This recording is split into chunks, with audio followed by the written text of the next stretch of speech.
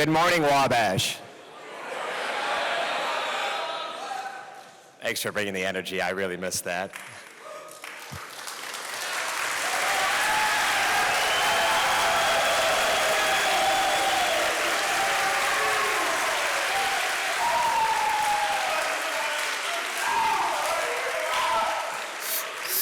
Speaking today at Pioneer Chapel is Jon Pactor, class of 71, with his talk titled Wabash Student Life, 1967 to 1971 and Today. Jon Pactor graduated from Wabash in 1971. He was a member of Tau Kappa Epsilon and Phi Beta Kappa. He graduated from Indiana University Robert H. McKinney School of Law in Indianapolis in 1976. He has always practiced as a solo practitioner in Indianapolis. He concentrates his practice in the area of attorney malpractice, attorney fees, and attorney ethics. He has been a board member of the Indianapolis Association of Wabash Men for more than 40 years. He has served as its president for 5 one-year terms. He served on the board of the National Association of Wabash Men for about 10 years. He has been class agent for the class of 1971 for 32 years. He has served as the alumnus chapter advisor for Tau Kappa Epsilon fraternity for 23 years. He has written on Wabash College, including his 2021 book on student life, 1967 to 1971. He has written several articles on Wabash men and history for the Wabash magazine. He has written a history and other works on his fraternity. Jon was also the lead basketball official for the Wabash Basketball Alumni Games for many years. Please join me in welcoming Jon Pactor.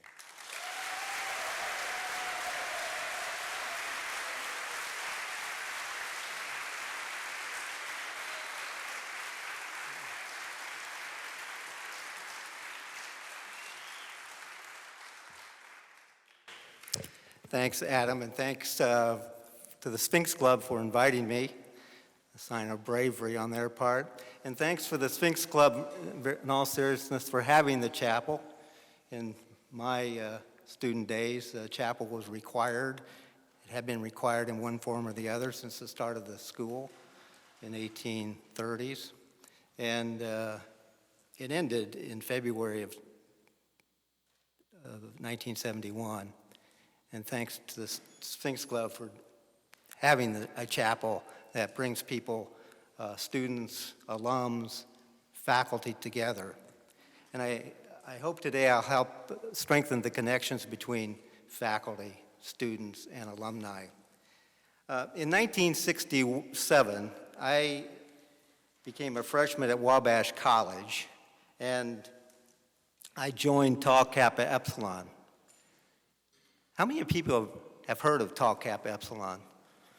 Good, good. There may be some audience participation in this speech, and that's a good start, good warm-up.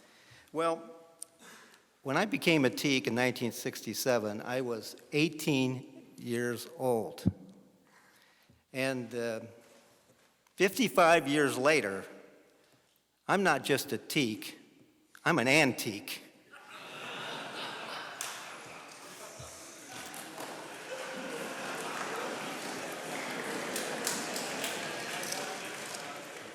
Now, have you heard the statement, Wabash men stand on the shoulders of giants?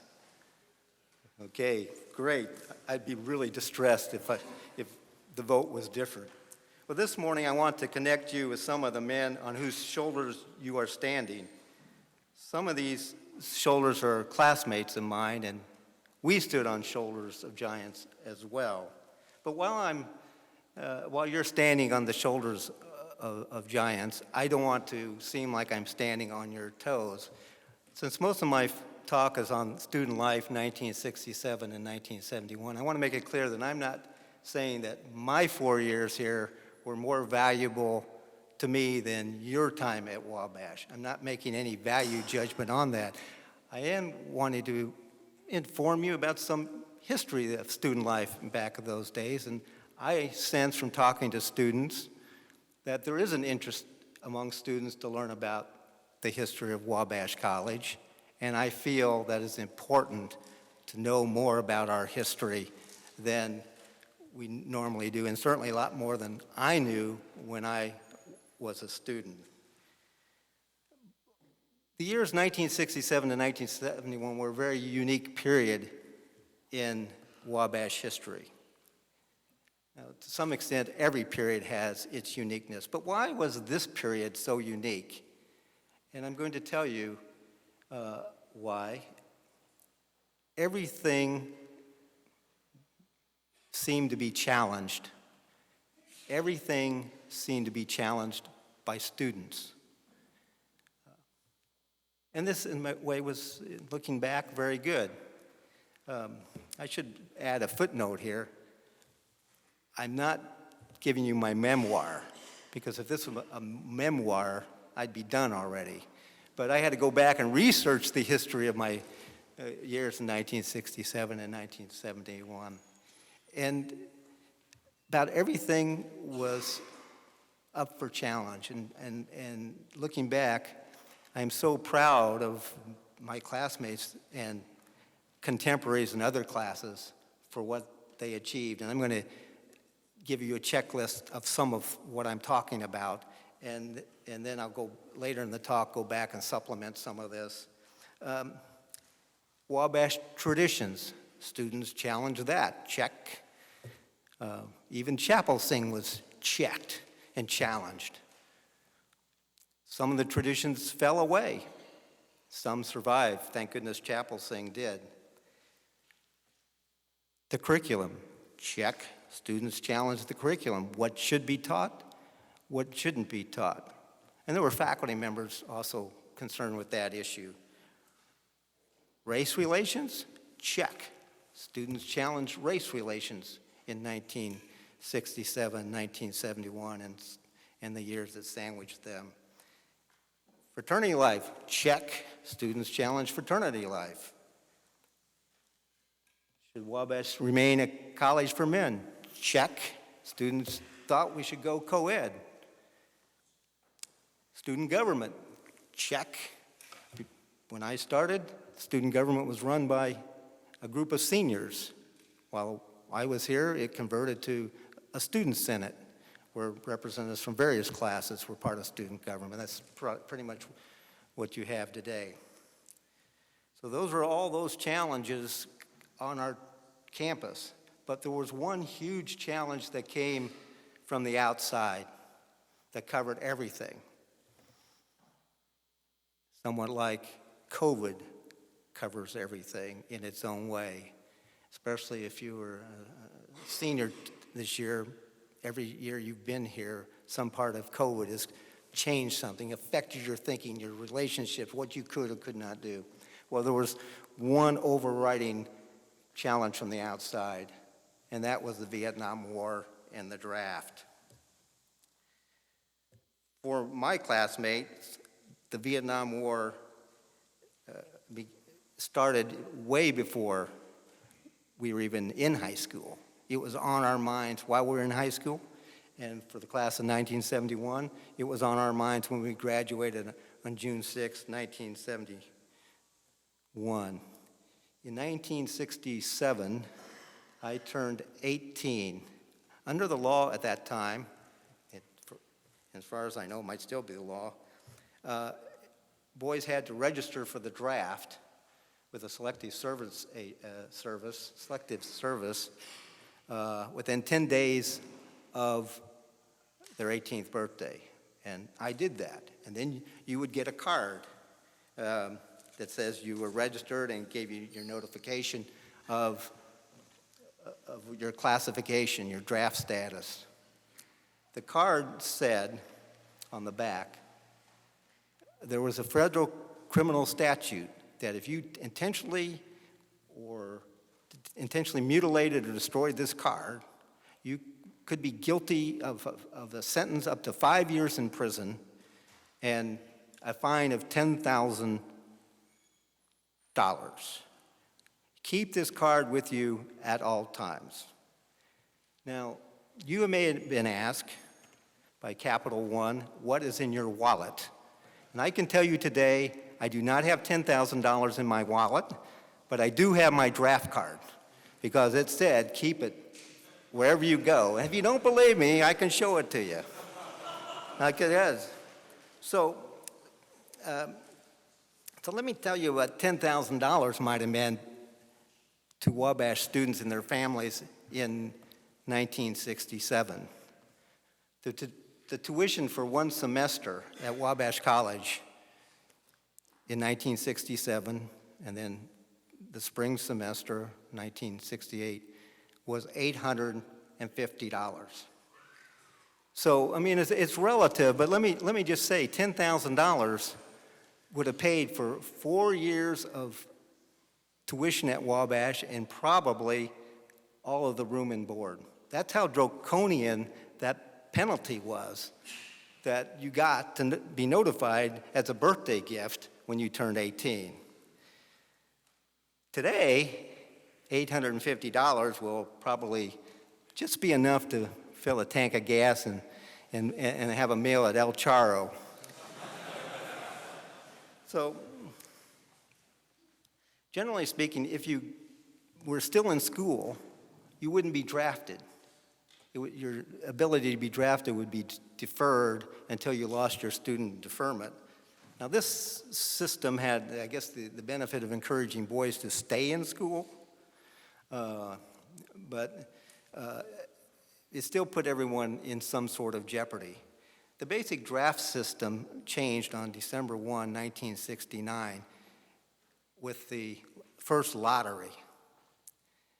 And how the lottery worked was that somebody would stick a hairy hand into a bowl with 360 numbers in it, representing every day of the calendar. So you got to put the leap year in there. Can't give those guys who were born on February 29th a free ride. So they picked out a number, and if that was your number, that would be your destiny. This was a very monumental occasion, December 1, 1969. Many people on this campus who were in that pool, and to be in that pool, you had to be born in the year 1944 through the year 1950. And then there was a draft the next year, and then one more, a lottery the next year, and then maybe one more after that. So December 1, 1969, you got your number. And this is sort of the way it worked. If you got a number that year, and it was, let's say, it was a high number, let's say clearly over 200, you were home free. It's like a get out of jail card. And if you were, let's say, between 125 and 200, you were in limbo, whether your number would they ever need enough draftees to get up to 125 or higher. If you were below 125 and you had a low number, well, you basically were basically in deep doo-doo. Depending on how low your number was a measurement of how deep your doo-doo was. I was fortunate enough to get the number 16. So I speak with some authority about doo-doo here. But the students weren't the only ones who were affected. Some of the professors were born between 1944 and 1950. One in particular was David Hadley, and David taught political science, and he was new to the campus in the fall of 1969. He was in that, and he got a really high number, which those of us who were in the class next day remember how he was not shy about telling everyone his good fortune.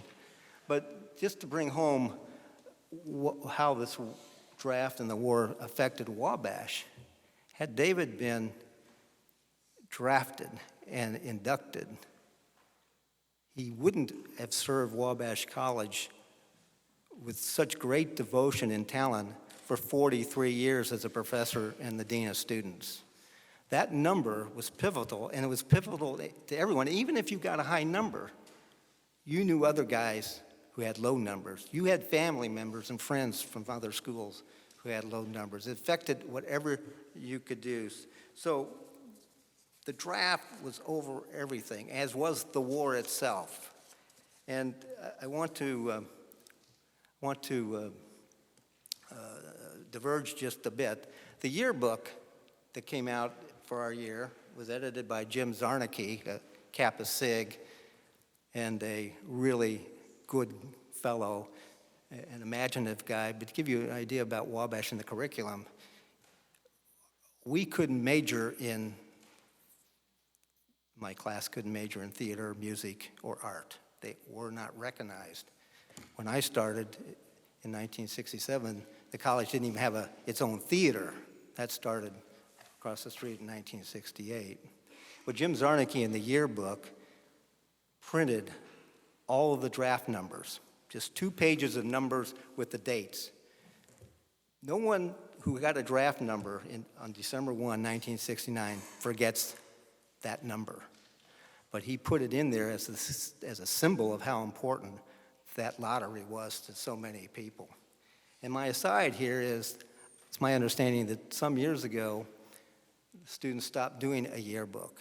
The yearbook had been a tradition for decades before 1971 and for decades afterwards. So I would encourage the current students, get it together and bring back the yearbook. It's good for your population, the people that the classes in that yearbook, but the yearbook itself connects with all the past classes have had a yearbook, and it tells a pretty good story. So that's my aside on that. So other professors were affected by the draft in the war too, one of whom was a religion professor, Raymond Williams. He's now retired. And he got interested in learning about the conscientious objector status. And he consulted students about that. Many of the professors in my era had served in World War II or served in the military after World War II, many of them. I don't think there are many current faculty that served in the military at all. I'm not sure if any of them served in combat mission. But many of the faculty that we had in those days were veterans. And some of them, like Donald Baker, who taught English, had been a bombardier in World War II, and he was very anti-Vietnam. And he would stand at the flagpole at noon just as a symbolic protest of the war. Back in 1968, which was an election year, the war was a hot issue. There were 2 presidential candidates in the Democratic Party who were anti-war, and they were Robert F. Kennedy of New York and Senator Eugene McCarthy of Minnesota. And both of them came to Crawfordsville to campaign. I can't imagine that any presidential candidate will ever come to Crawfordsville to campaign again. I mean, can you imagine Joe Biden or Donald Trump having a campaign rally at El Charro's? Well, neither can I. But at any rate, some of the professors on the faculty were in charge of and working for the McCarthy campaign, and there was a rally in support of McCarthy down at the Montgomery County Courthouse. About 500 people showed up and one of the professors, Richard Strong of the French, who taught French, played the violin there. I think they had some concert music at the political rally. And it was kind of different, I guess. So the professors were involved and concerned, and they had to teach to this period of time when there was a lot of student life and student discussion. And the students discussed the war a lot. Discussed it in the bachelor. There was a draft information center that students formed, so if you had a question about the draft, you could go to this draft information center. I didn't go there, but it was another student activity that students did. Another one was a Veterans Club, because some students here on campus had already served. So they're here as students while everyone else is worried about the war and the draft. They may still have been worried about the war, but those veterans weren't worried about the draft. The most significant activity by students occurred in one of the most, I think, amazing weeks in Wabash history, and that was May of 1970. President Nixon had recently expanded the war by bombing Cambodia, and that raised a lot more protest around the country. The Student Senate voted to call a convention of students to see whether the Wabash students wanted to join a strike that had been promoted around the country by the National Student Association. Hundreds of colleges were looking at striking, and many of them did. We're pretty conservative here, and the idea of student strike was foreign to about everybody. Anyway, so the next day, I think it was Tuesday, over half the student body, or close to half the student body, came and debated whether the students of Wabash College should sign this petition and go on strike. That amazes me that many people showed up for that. There's not even that many people that showed up to hear me talk. So at least yet, there might be a late surge. And then the next night, there was another petition. 400 more students showed up to vote whether we should support a petition that favored Bobby Seale, a Black Panther who was on trial in Connecticut. Both those petitions passed. Then the faculty had to consider, what do we do because students are on strike? They had a meeting. They had a pretty close vote. They basically said, okay, we're not allowing anyone to strike per se. We're going to go on with classes, but if somebody's striking, it will not be held against them. Fair enough, and that lasted to the end of the week, so 3 or 4 days.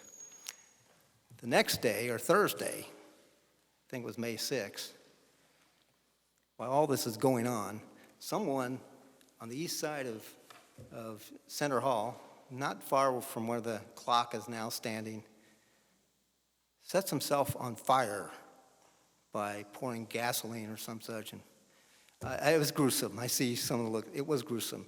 And the initial thought it was because people were on edge. This was the war. This was a protest. It turned out he was someone from the county. He's 29 years old and apparently just picked this time. He wasn't related. But it added to the situation.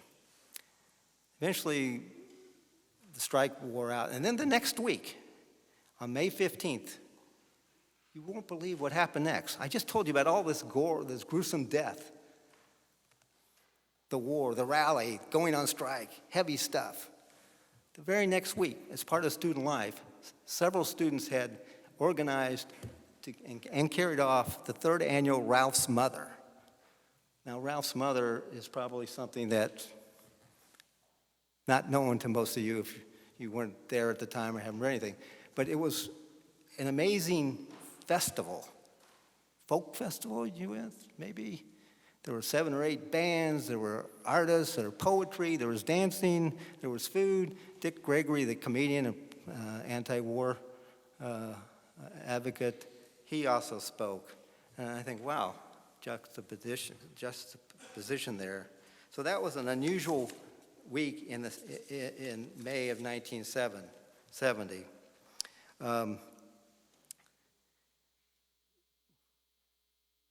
I want to move on to another topic here, get away from Vietnam and the draft and that sort of stuff, kind of heavy. So I'm going to move to another topic, kind of heavy, the topic of race in student life. I won't be as long-winded on this topic or the others.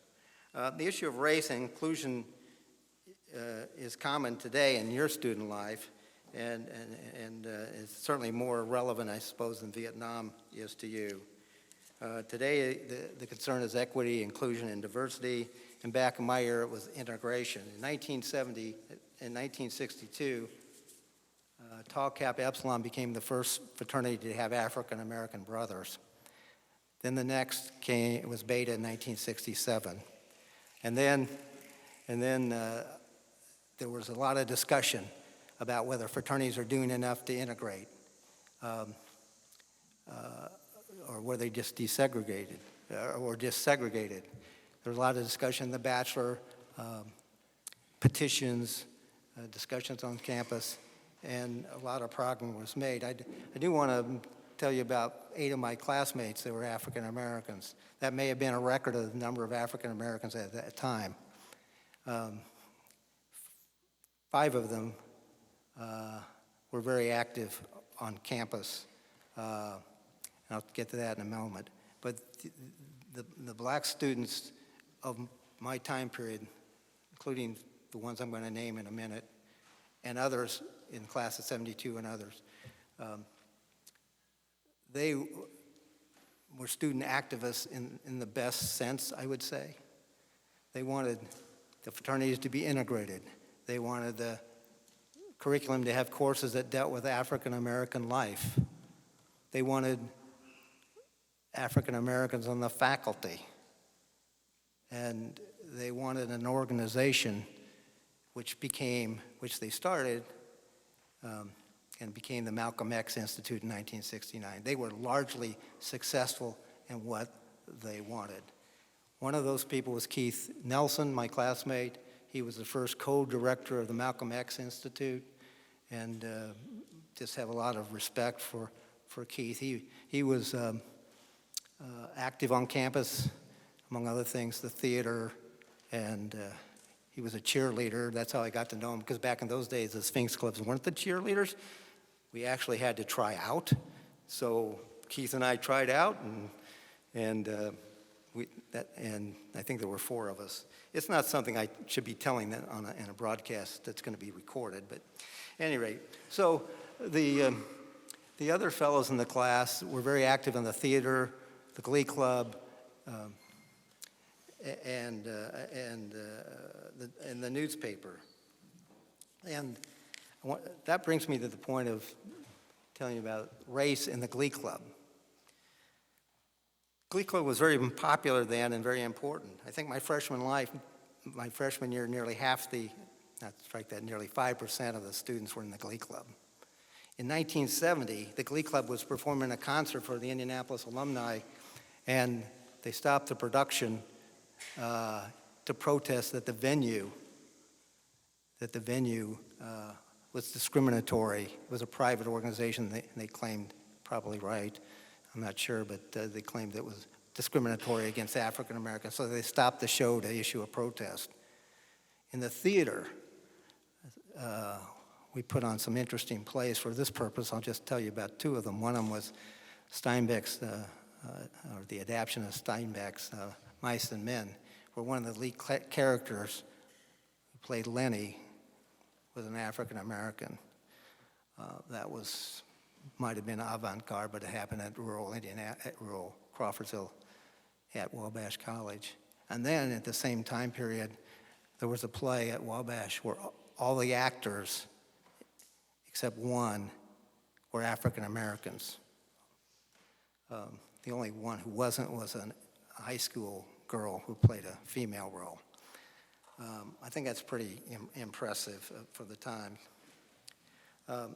I cannot talk about student life without talking about professors, and I'm going to wrap up here in a minute or 2. But all the faculty were men, and many of them had nicknames. There was God, that was Willis Johnson of the biology department. Students who were agnostics or atheists, they believed in that God. Tom Cole of the biology department, that was Son of God. Over the chemistry department was the Holy Ghost. Physics was Bullet Bob. And there were others. In religion, for example, there was Yahweh, Dr. Hall Peebles. All these nicknames, many of which existed before I came, were with reverence by the students. These were phenomenal teachers. And I think that current faculty might fit into that path, and 4 of them come to mind as being in that. There may be others.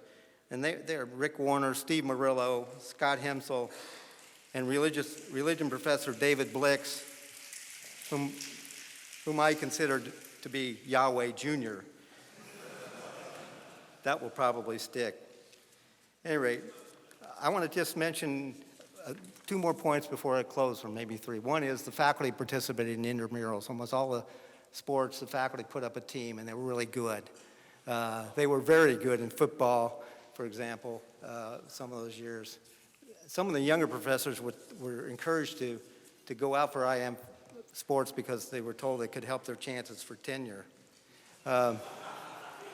Yep. Many of the professors, almost all of them, lived in Crawfordsville. I did a spot check. Today, that's not so much the case. Kind of wish it were myself, but there's some really compelling reasons why they don't. Coeducation was a topic. Trustees had a committee. There were 3 students on the committee. Explored it. Surveys were taken.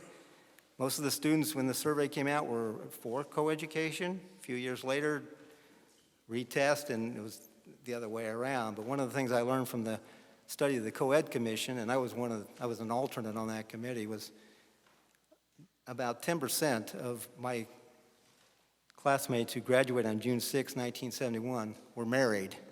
I just cannot believe that percentage would ever be close to that in this century. And finally, I have to talk about the Monon Bell game of 1967. Have any of you heard, does the number 21 to 0 mean anything to you?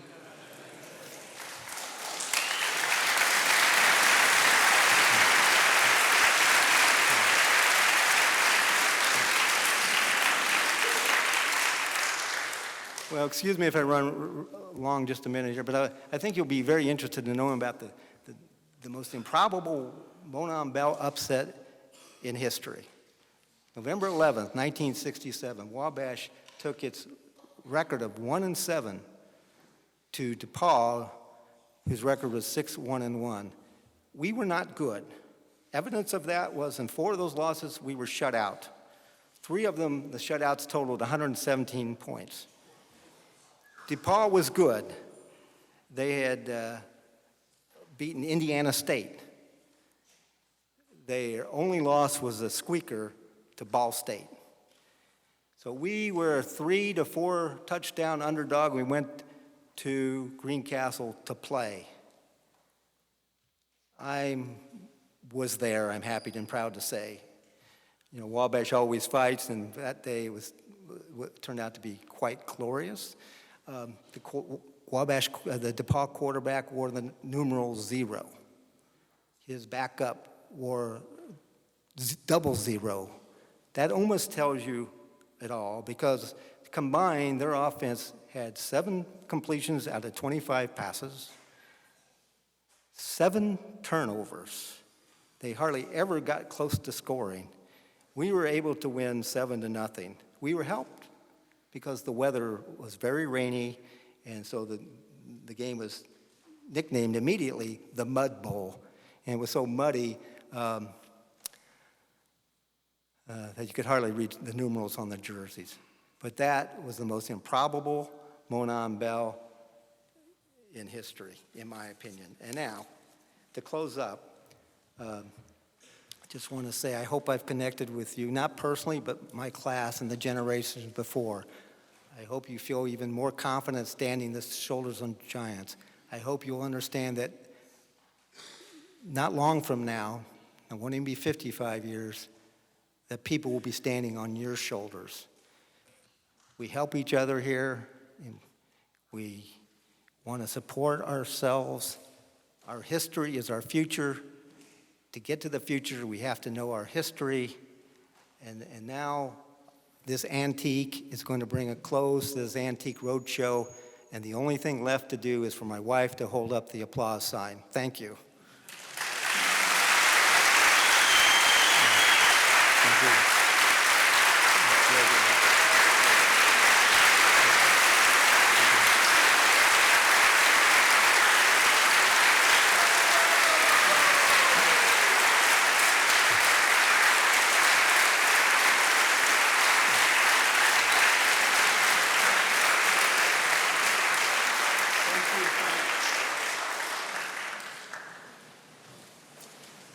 This year, the Sphinx Club will be doing the ending of Chapel Talks a little differently. Following the chapel speaker, Student Senate will give a brief update of what is going on campus to keep everyone more informed.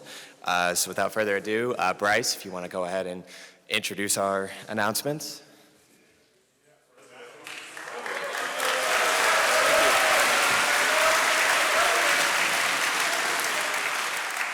Good morning, Wabash. I'll keep this short and sweet so we can all get to lunch, but first and foremost, on Saturday, I expect to see each and every one of you on the mall from 12 to 5. From 12 to 2, there's going to be the club and activities fair. And then during all of that, we're going to have some food, some music, some games, and even a dunk tank that you'll get to hopefully dunk a professor in. And if you are a member of the staff or faculty here today, go ahead and fill that form out that I sent to you a couple days ago if you want to get dunked by a student. It should be a great day for all of us to get together and finally come back as one Wabash. On Sunday, there's the club and committee leadership training from 2 to 3:30. If you're a club leader or a committee leader, you're expected to be there to know how to operate the new system. There will be a special election announced in the next couple weeks for the new Chief Justice of the new Wabash Supreme Court. And if you're interested in that, start thinking, and if you have any questions, let us know. And each one of you should open your phone and download the Cork app. It's C-O-R-Q. It accompanies the new system we got to replace Presence. It's called Engage, and it'll keep you updated on student events that are going on a daily basis. So go ahead and do that. Lastly, Student Senate will be on Monday at 7:30, and each and every one of you are welcome. If we have problems with space, we'll move elsewhere. It's usually in the Goodrich room in the library. And that's about it. So I'll see you all on Saturday at noon.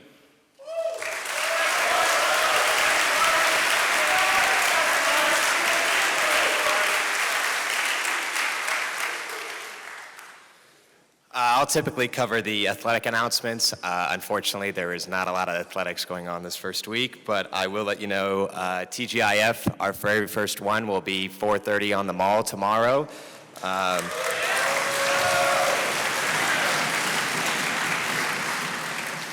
So please make sure to show out to that. On Saturday during the activity fair, we also will be running it back with cooking more Reining burgers, so feel free to grab one then as well. And then next Monday at 9 a.m., Shout is hosting a coffee social in the Lilly Library. And then there's a senior pre-law call-out meeting next Tuesday at noon in Baxter 114. So now please rise and join me in singing Old Wabash.